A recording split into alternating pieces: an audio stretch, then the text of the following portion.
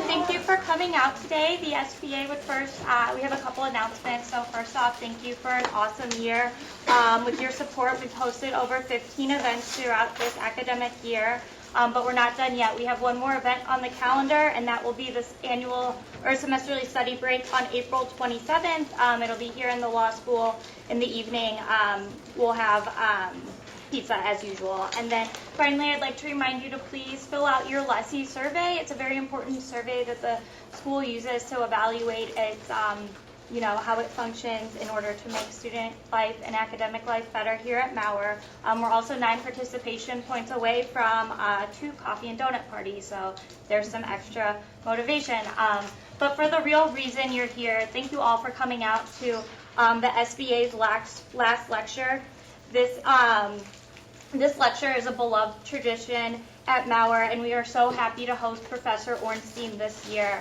Her impact on us as students, for most students, starts on day 1 with civil procedure, but she has a continued presence in our lives throughout our entire time here.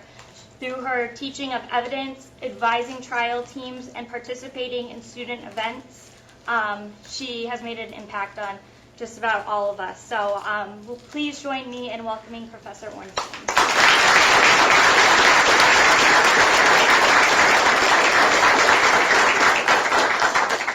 Thank you so much. It was really an honor to be asked to give this lecture.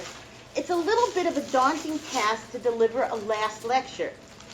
Though any lecture could be my last. Life is precarious, and I am just one bad tuna sandwich away from the great beyond. Nevertheless, I would be distressed if this lecture is the lecture I would be giving 10 years from now, when I'm eligible to retire. That would mean that I learned nothing new of value, and that my thinking would be just as it was in 2016, which would be a very depressing thought. So this is not a projection of what my last lecture will sound like. I'm actually putting bets on a profanity-laced screed from somebody with dementia. But who knows, I might have something to say in 10 years as well. My goal is for today to give some advice and make some observations from my heart and from my soul. My mind, not so much. We have plenty of time to share intellectual pursuits, whether it be the utility of notice pleading or the validity of the hearsay rule. And sometimes discussing legal matters really can be magisterial. But it's not all that your professors have to offer. I want to give you some advice on subjects that I struggle with myself. The benefit I have is that I've thought about a lot. The detriment is that I really haven't come close to conquering the challenges I'm going to be discussing. You've heard of the blind leading the blind. This is more like the law professor with the bifocals leading the students who've been reading books with too small font. Okay? There's a lot of good advice out there, so I decided to organize my remarks by time and by source. You'll hear a lot about rabbis in the next 20 minutes. And the first rabbi I want to quote is my maternal grandfather, who observed that for a speech to be immortal, it need not be eternal. So I'm hoping to get you out at a reasonable time. I decided to organize this talk around the legacy of my late father, a rabbi who I believe still has a lot to teach me, and whose story and worldview I would like to share. One impetus for talking about my father is that my mother is in the audience. My parents were married for 53 years, and she does not get tired of listening to stories about him. Is it hard to live with your mother for a full semester? Well, it depends on the mother. Mine has been incredibly generous and fun. We have a deal that I do all the grocery shopping and she pays for all the restaurant meals. So as you can imagine, we eat out almost every night. One negative has been being a fellow teacher of hers. I was talking to a student who said, "Your mother's class is my favorite class in all of law school." I said, "Wait a minute, didn't you have me for evidence?" And he was not even apologetic. He just explained why her class was better. So, because my mom is here, and I think my father's legacy is one of the best things I can share, I'd like to tell you about him. And just admit that I'm trying to incorporate the qualities that I'm going to talk about in my own life. My goal is to subvert the famous phrase of Mark Antony that the evil men do lives after them, the good is oft interred with their bones. Today, we're going to be talking about the good. So my dad grew up in New York City, one of 4 sons. His father, Max Orenstein, was a cabin boy on a transatlantic ship where he jump-shipped and entered America illegally. My grandpa Max started selling dishware from a push cart in the Lower East Side until he realized that clothes were both more profitable and less heavy to schlep around. By the time my grandfather died of lung cancer in his 60s, he built a profitable business, and my father was raised in comfort, if not exactly luxury, given my grandmother Matilda's notoriously bad cooking. My father was never groomed for working in the store. There's a famous story of his trying to tie up a package with twine for a customer and then realizing his own tie had gotten invested. And as the person tried to go, my father was accompanying him. Instead, my dad played piano. He went to synagogue with his grandmother, and he studied. He was too young for World War II, and by the time he graduated rabbinical college, he was married to my mother, had already had me, and was headed to Lackland Air Force Base to serve as a chaplain in the Air Force from 61 to 63. I could give a whole separate talk about his experiences in the military, but that would render this the second to last lecture. My father was named Jerry, but at some point he decided that he preferred to be called by his Hebrew name, Yechiel, which literally means God lives. He was a congregational rabbi for 35 years in the same place. He was witty, very well read, an accomplished pianist, and an amazing chess player. He took up tennis in his 40s and was invited to join the local tennis club that had formally excluded blacks and Jews. He became pretty good, and some people were taken aback by what a ruthless player he was, given his occupation. He did not like to lose. He also used his tennis prowess for good. There was a Hebrew school kid who was on the high school tennis team who announced that he was too busy to continue his Jewish education. His parents were very distressed. So my father said, and I think my father at this point is in his late 40s, early 50s, says, I'll tell you what, I'll play you. And if I win, you'll go to Hebrew school. And the kid, 16 and good health, sure, I'll take that bet. My father beat him. And the kid went to Hebrew school. And my father tried to console him. He said, it's not your fault. God was on my side. Now, most of all, my father was not a snob, and he was not afraid of looking ridiculous. He honestly couldn't care about how wealthy somebody was. And this was a little unusual in his job because, unfortunately, religious leaders are always soliciting for the building fund, for the Sunday school, or for some poor family in Israel. My dad just wasn't a suck-up. To his detriment in the short run, but to his credit when I look at the arc of his life, my dad ignored the pecking order of social class and instead gravitated to interesting, kind, and smart people wherever he found them. My dad used to like to quote from Pirkei Avot, a book from around the year 200, which contains ethical aphorisms of the rabbis. A favorite of his was, Mi hechacham halomed mikol adam. Who is wise? He is a person who learns from each and every person. And one lesson I continue to learn from my dad is that everyone has an interesting story if you're willing to look for it. There are no boring people, just bad interviewers. As people who may seem to you to be solely the scope of their job, merely waiters or cab drivers, have something to teach you if you're open to learning. Admittedly, sometimes the thing that they teach you is patience or forgiveness. But more often than you think, people have great stories to tell. As a kid, I was mortified by the fact that my dad would start up conversations with people he didn't know. People other fathers treated like wallpaper. When ordering in a restaurant, he would always begin by asking, what's good here? And it would sometimes produce a good recommendation or a very memorable conversation. One guy I remember saying, I don't know, I wouldn't eat here. Get out while you can. And my dad smiled and ordered a grilled cheese sandwich. There was a famous occasion, this just reflects who my dad was. my dad took out my sister, who was about 4 at the time, to a restaurant, and he called over the waitress to adjudicate a dispute. And he said, "We just would like your opinion. Is it appropriate to eat French fries with your fingers?"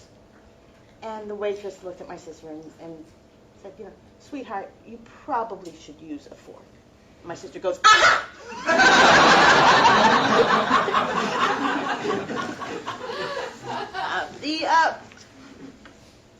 The principle of trying to see the real person beneath has been used in my personal and professional life.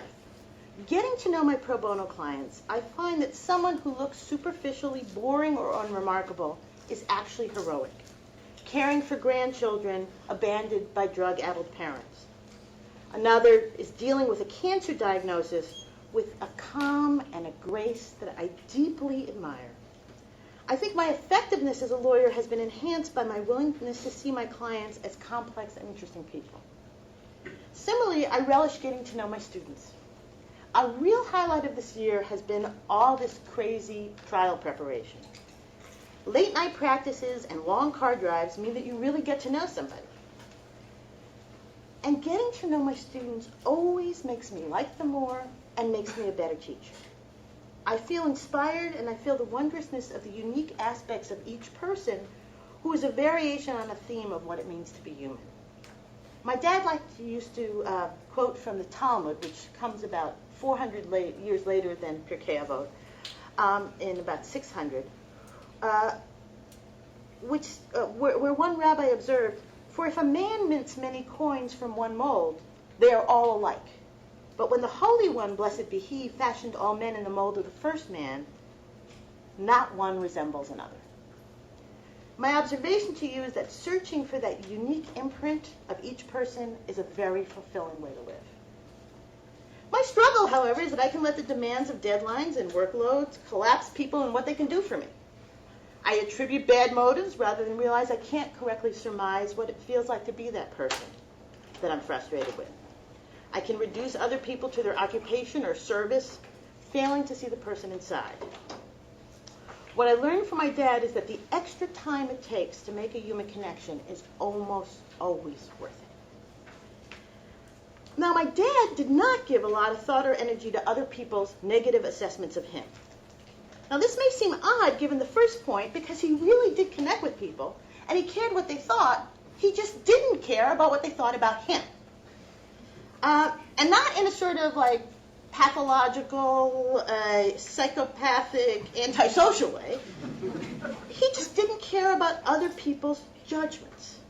He didn't have a need to impress, and he didn't crave approval, which I still find remarkable.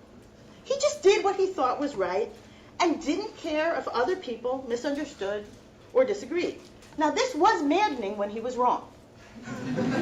Just confess it. But when he was right, it was truly inspirational. And I want to tell you a story that I've told a lot since his death. Now, first you have to understand that a big part of his job was visiting people in the hospital. And he'd visit people who were told they have, somebody would say, "Rabbi, I've been told I only have a week to live." He says, "The last person who told me that lived 8 more years beyond the doctor." And he would just constantly be a ray of hope and not denying the people their reality, but just reminding them that life is precarious in both directions and nobody really knows. I remember one time he flew to Wisconsin because a congregant had been in an auto accident. He flew from Newark to wherever he was going in Wisconsin, visited the person for 20 minutes, and turned around. He said he was very good at hospital visits, and one of the things he really thought was, you got to keep it short. People are sick. They just want to know you're thinking of them. He would put his hands on them, say a prayer, and then leave. That was, he says, it's not his fault that he got in an accident in Wisconsin. I'm not going to stay extra long. And that's just who he was. And there was a time when there was a guy who had had a stroke, and my father went down to Florida to visit him in the hospital. And then about 3 weeks later, he gets a very angry letter. "Rabbi, I was in the hospital and I never heard from you. You didn't write, you didn't call." Now, of course, my father had actually gotten on a plane and spent time with this man. And my father's response was to write a note saying, "I'm so sorry you were hurt, and I want you to know you have been in my thoughts and my prayers." He didn't do what I think any one of the rest of us would have done. Said, "I was there." Because he thought about it and he realized that the reason he would say I was there was not for his congregant. It wasn't to make the guy feel better. In fact, the guy would feel terrible. It was for himself to justify. Like, I was there. He said, "I knew I was there." He didn't have to know I was there. And if I told him I was there, I would just embarrass him. And I think about that story a lot every time I justify myself. It is really a struggle. Because sometimes you need to explain yourself. And arguably it would have kind of said, "I love you so much, I was right there." Maybe, but he came to the conclusion it wasn't a kindness. And that overwhelmingly the reason would be for himself. So it's not to not explain yourself. It's to ask yourself why you are explaining yourself. And the extent to which ego did not play a role in his life was truly startling, and it's something I can aspire to, but it's not something I think, I will just continue to aspire to. So even if you would argue my dad didn't make the right call, and maybe the congregant would have felt better knowing whatever he did for the right reason. Just last week, somebody told me a story. I was talking to a friend on the phone, and she said, "You know, your father, right before he got sick, came to talk at this circumcision." And if you're not familiar with it, Jewish circumcisions are a kind of combination of a medical procedure and a chance to have brunch. And the sister of the new mother was running really late, and the Maurer, which is the person who performs the circumcision, was saying, "Look, I got other places to go. We can't wait. And my father stepped in and said, "You're right. We cannot wait. I will begin this session." And according to the woman I spoke to, she said he prattled on for 40 minutes on the history of the circumcision. If you didn't know him, you'd think this guy has lost it. As soon as the sister walks in the door, he says, "And so, we're ready for the verse." He didn't mind looking dumb or ridiculous if he thought what he was doing was important. And he didn't mind, and he just was not invested in how he looked to others. Now, like most people, I really struggle with that. And I do get defensive about how I'm perceived. And I do try and justify my actions, and I want people to like me. What I learned from my dad is, though, it's more important that you are good than that you look good, and that a lot of time is wasted by massaging your image as opposed to massaging your behavior. Now, the third thing I learned from my dad is something about the way he died. My dad had ALS, which used to be more obscure before the bucket challenge, and now everybody knows what it is. And it's just a terribly tough disease because your body just slowly shuts down. And it starts with you're not being able to button your shirt, and it ends with only being able to blink your eyes. And when you get the diagnosis, unfortunately, it is still a terminal diagnosis. You have probably 3 to 5 years left to live. And there are a lot of decisions you have to make. And it becomes incredibly intrusive as you can no longer fully breathe on your own, that you need to be fed by tube, that you obviously need to be carried around. And I'll tell you what I learned from my father in this. I mean, there were a number of things that were really remarkable about it. But the thing that his greatest gift for us was that he let us take care of him, and he was not embarrassed at all. His arms didn't move. He could not scratch his own nose. So he would go, "Aviva, nose." And it was such a gift to us that he was not embarrassed. And you'd say, of course, no one should be embarrassed. I mean, his body was altering at a fairly, not rapid, but regular pace Every day was another, minor loss. And yet, his attitudes towards life didn't change because he didn't feel that he was described by his own body. He was a very physical guy, a great tennis player, very athletic. But when he couldn't do things for himself, it seemed perfectly natural that other people should do them for him.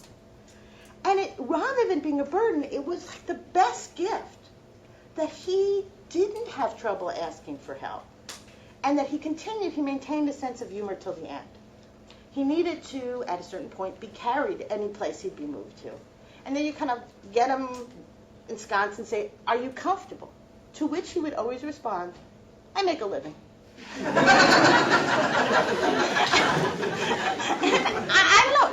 don't know. What does it say about me that it always took me by surprise? And it was great. There would be people who would come in who'd known him for years, including my adoptive brother Christophe, who my parents housed while he was seeking asylum as a journalist from Cameroon. He was originally supposed to stay in my house for 2 weeks. 3 years later, he's like a member of the family. So Christophe is coming, and he's sobbing. He says, "I hate to see the rabbi like this." And so my father kind of motions me, which he, at that point, was just doing his eyes. He says, and he can talk in only a whisper. He says, "Please tell Christophe that I am mentally competent." So what I loved about seeing my dad in this way is I think he set a great example. Not everyone would choose to live as long as he chose to live, with so many physical deficits. I think it came in part from his personal faith. And I'm going to read to you from chapter 30 of Deuteronomy, verse 19, where he said, well, he used to quote a lot, "This day I call the heaven and earth as witnesses against you, that I have set before you life and death, blessings and curse. Now choose life, so that you and your children may live." And he constantly made the choice to choose life, which might not be anybody else's choice. And I don't think that's the lesson I would say, that you should hold on as long as possible. But I would say that whatever you choose to do, the grace and the humor and no sense of, we never heard him say, "Why me?" And he had seen, he knew what was coming because he had a congregant who about 2 years before he was diagnosed had died of ALS. So he just knew in all its awful particulars what was coming. But he still was himself. And his spirit of whoever he was transcended his corporality. Finally, I want to talk about his signature phrase, which was, "Enjoy life." That's how he'd get off the phone. That's how he'd say goodbye to you. That was the way he greeted people. And that sign-off didn't change even with his illness. Like when people would leave, he'd say, "Enjoy life." Now, what did he mean by that? He didn't mean to indulge or to wallow or to be a hedonist. I think his advice was, enjoy the life you're living. And I want to say this directly to law students, because I think I'm probably better at this than you. I suppose the other three. Too often people of your talents get sucked into doing what they're good at instead of what they enjoy. I call it the curse of competence. You're really good. You couldn't be sitting in this room unless you were really good at what you do. But that's not the only criteria for why you should do things. You should also do things because you enjoy them. And not enjoy them every single minute. But in the aggregate, you're comfortable that you have chosen the life you want to be leading. And too often, I think, particularly at your stage of life, people put off things. Say, well, I'll just get through law school, and then I'll see what I want to do. Too often, people live for their resume or the expectations of others. But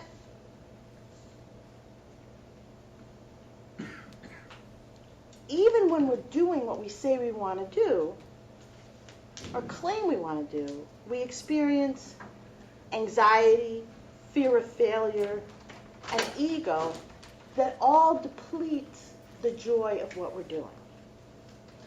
Law school is incredibly hard work, but so is studying for the bar, and so is being a new attorney, and so is being a new parent, and so is being the senior attorney. In other words, there's no period in your life that you can just consign to misery and say, I won't enjoy life now, but later. No, you need to develop the technique of enjoying what you're doing at the moment. There's no time your life is going to get less hectic or less challenging. There's no point in sort of grimly saying, I will get through X so I can get to the pot of gold at the end of that rainbow. The key is really to start enjoying the rainbows that we see during our pursuit.